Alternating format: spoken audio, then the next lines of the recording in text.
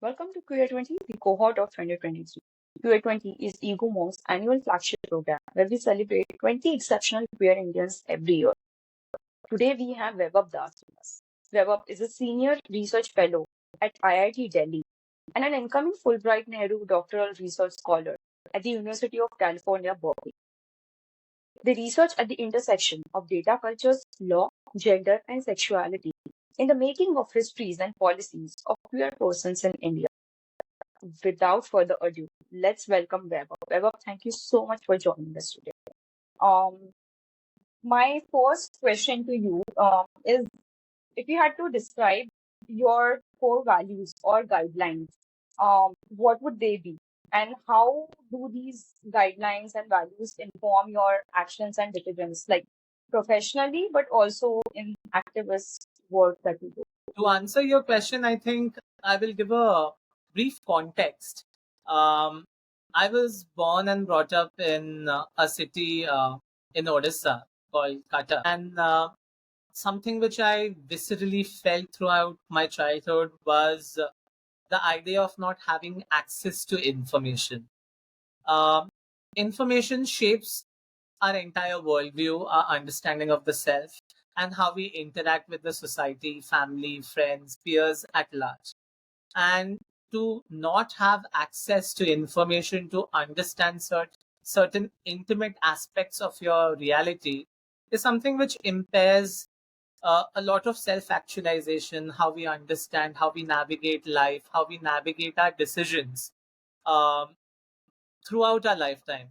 And I think this is something, this injustice of not having information at your disposal is something which guided my entire motivation to try to understand how gender and sexuality as a conversation, as an idea, as a category is shaped within the society in at multiple locations, be it at the home, be it at the school, college, corporate, or workplaces at large, or how the government deals with it. And I think to democratize knowledge where everyone has that equal power to make an informed decision for themselves, that entire idea of being in that position where you can exercise your right to dignity and right to equality is something which guided my entire academic and activist journey till date. And I think this is still the core value, that one singular fundamental core value that still guides my decisions, my choice of activism, and my commitment to the entire idea about making or disseminating the dialogue on gender and sexuality to the various corners of our society. Your research on electoral exclusion of transgender folks is very interesting, very unique to say the least. Can you share some of the key findings and their implications on policy and society? When we talk about elections, my commitment to research about queer issues, queer trans issues with respect to elections came in with the idea that I observed that specifically in India, there is a big gap between trying to read LGBT issues specifically in terms of policy. We have a lot of conversations going around in literature in thematic areas where we talk about possibilities, which are absolutely correct and important in their own places. But when we talk about rights, the ability to exist, the ability to represent yourself, and the ability to choose your representative who will make decisions for you is a very fundamental location in a democracy where we can actually use our power to make a difference. And that's why I started researching on how trans persons in India access election or participate in elections. And I got to know, while looking at data, if you will see, in the last two general elections, hardly 2% of the entire transgender population in India accessed their right to vote. And this entire gap, if you see at a gender ratio, it's highly the difference is very high when you compare it to cisgender men and cisgender women. Sometimes people say maybe it's because we don't have proper data on trans persons to establish or to establish a strong correlation or disparity.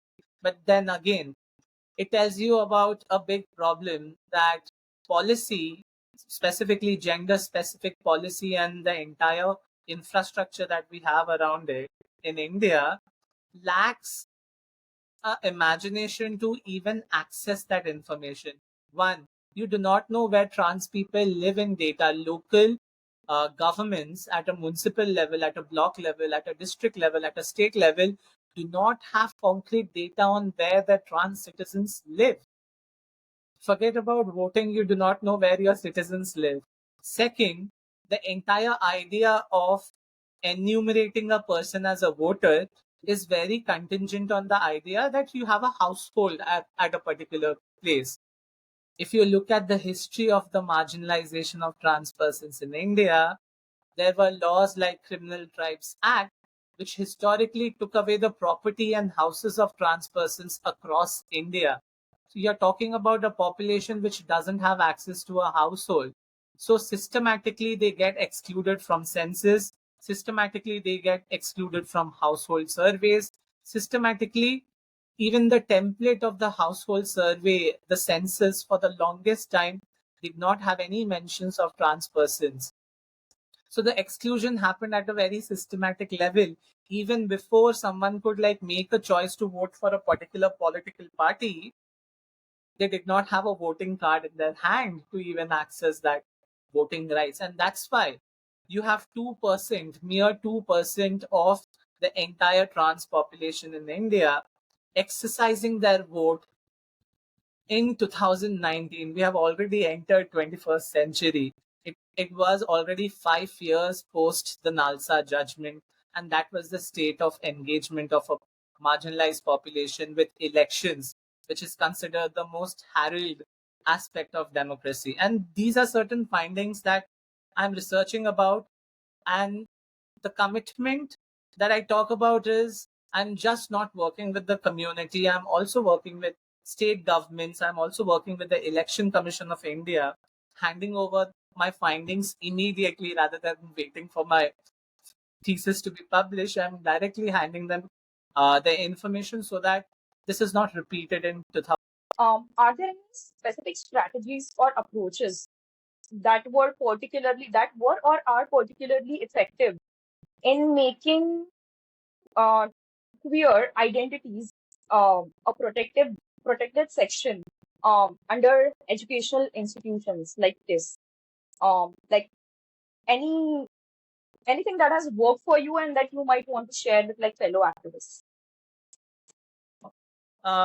One thing which particularly stands out while engaging with academic institutions is this idea that one, all educational institutes are not the same. And the reception that you get from them on particular proposals of diversity, inclusion, or like the very fundamental idea of equality, the response will vary. And within Delhi, I can say like I've been to colleges where I've seen responses vary from 0 to 10, not on a negative to a positive scale.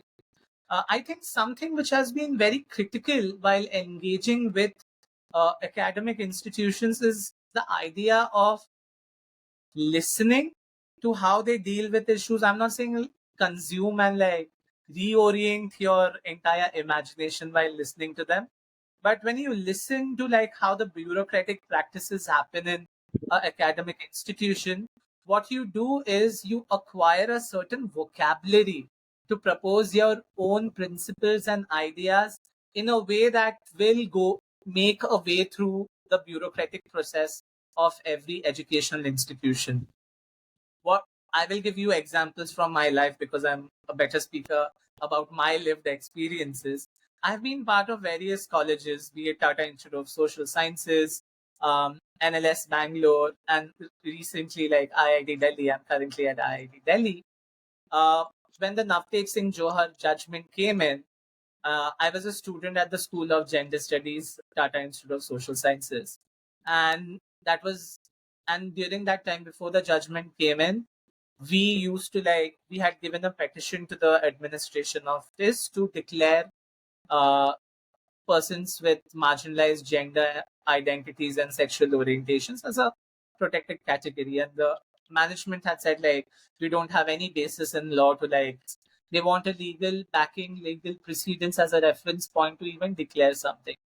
And that was the moment when I learned how to use that legal language to counter their legal reluctance to, like, make campuses more inclusive and accessible. So you play their own game. What they are best at is following procedures and laws and due diligence, and you hold them accountable to that. So when I propose something in a project or any proposal which hovers around the idea of inclusion or accessibility, I use the same language.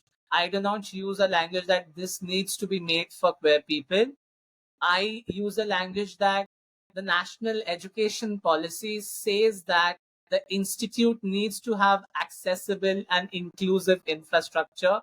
And as a institution under the ambit of the Ministry of Education, you are obligated to carry out so and so action. So you see, like, you acquired their vocabulary and you hold them to the standards that they, like, think is dear to their entire functioning. So that access and awareness about this certain vocabulary is very important when you engage with very bureaucratic heavy institutions, and that's where their weak point lies. And just to not sound critical, I also had a lot of professors and people within the system who were very helpful, not to just paint a very gloomy picture. But other than the positive aspects, I think as an activist, as a person who is committed to, like, bring about a social change, it's very important to, like, intuitively learn a vocabulary which gets things moving. For Because you have worked with different stakeholders on issues that are essentially larger than your or my lives, right? Like we know, like the goals that we are aiming for will mostly not be achieved in our lifetimes, right? So with that reality and the second reality that stakeholder relationship, especially in marginalized communities like yours, is not easily it's not easy to navigate.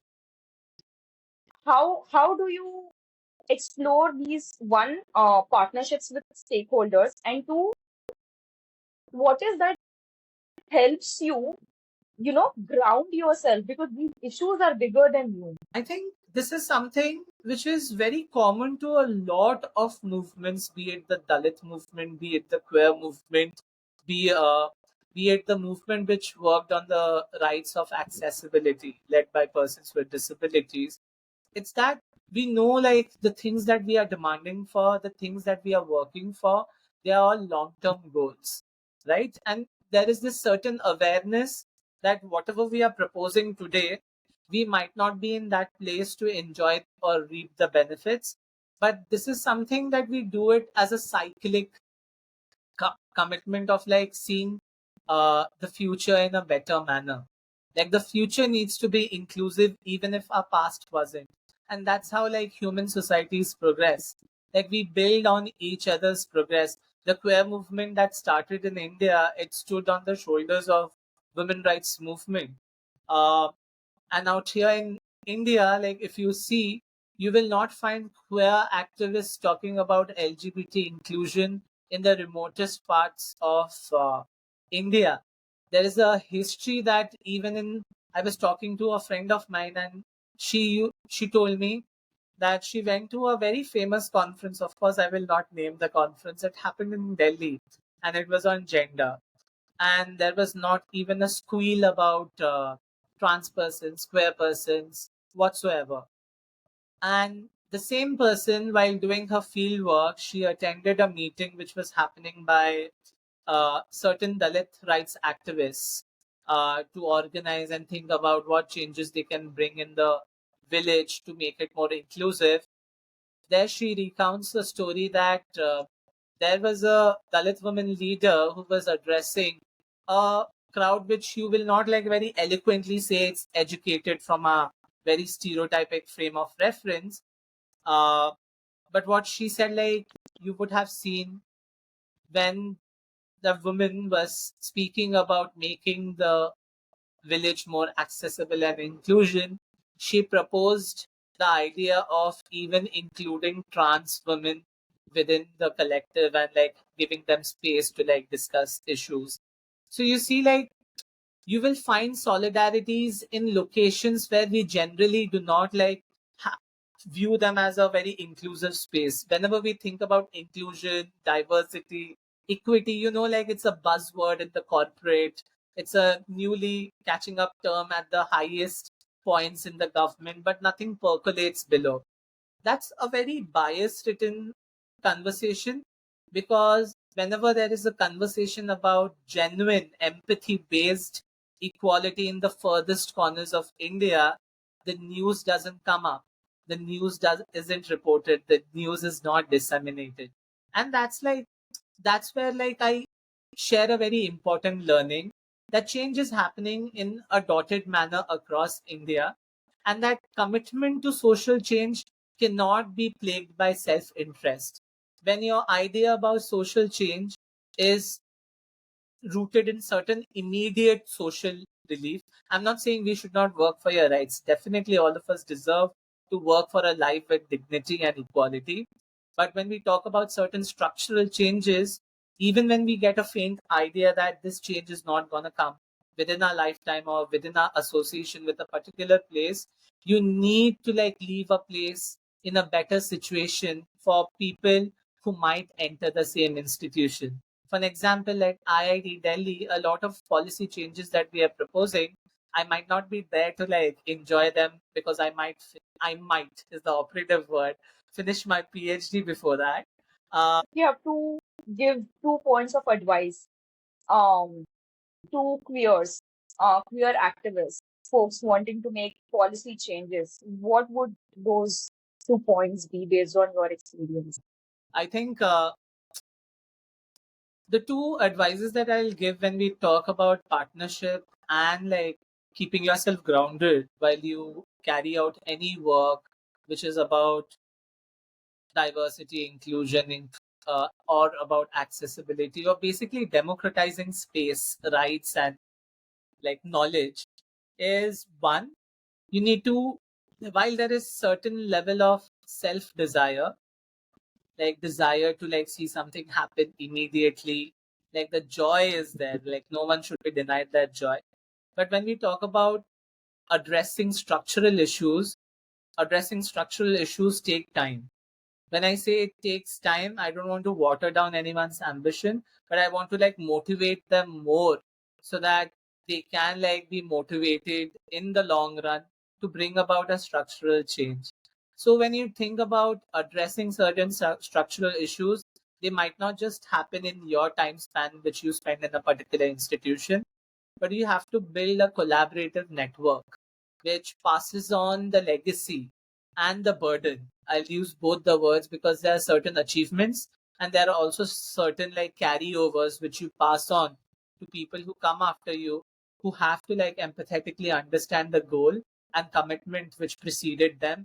And from there they make their own idea, like that they devise their own method of readdressing the issue in their own time within a particular institution. And that's where the idea of partnership comes in. And it's just not like a conversation about a vertical participation, generational.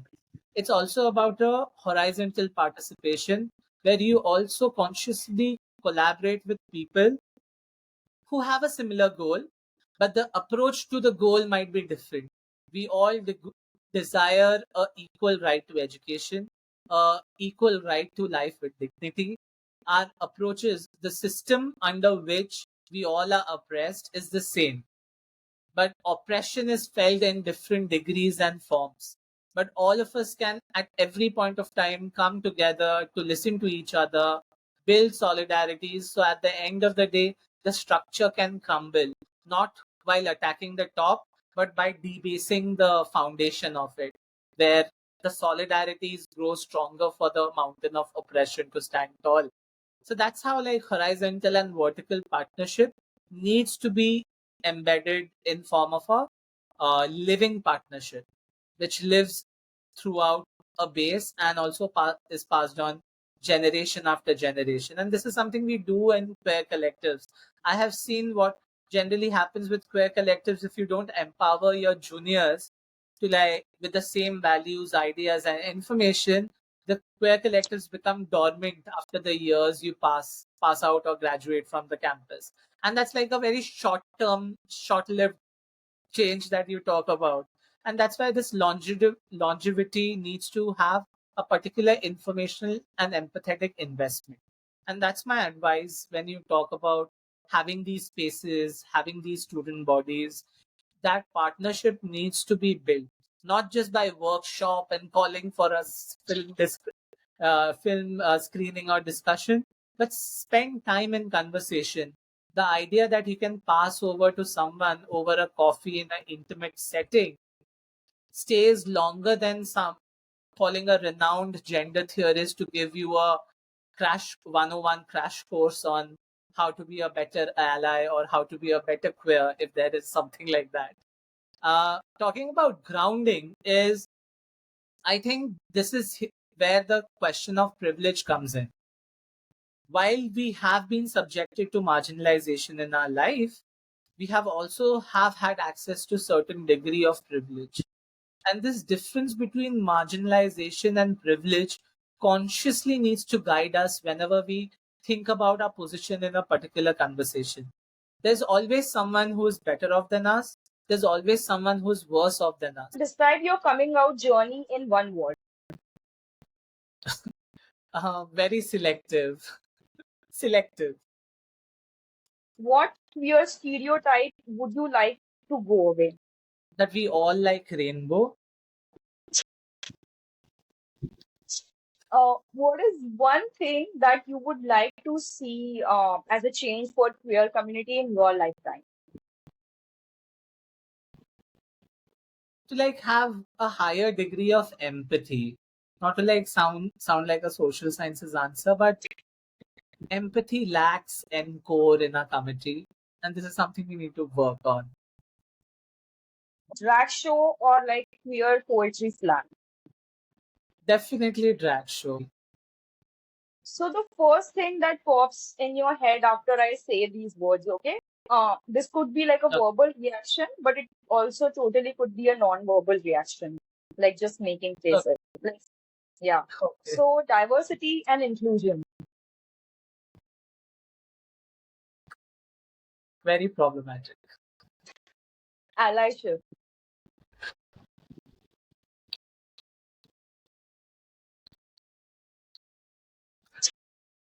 is that a reaction? Oh, Mm, homophobia. a very learning experience. Okay. India,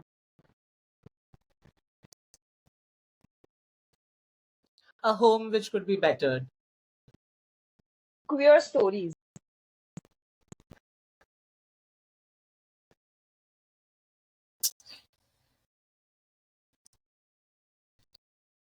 Relatable.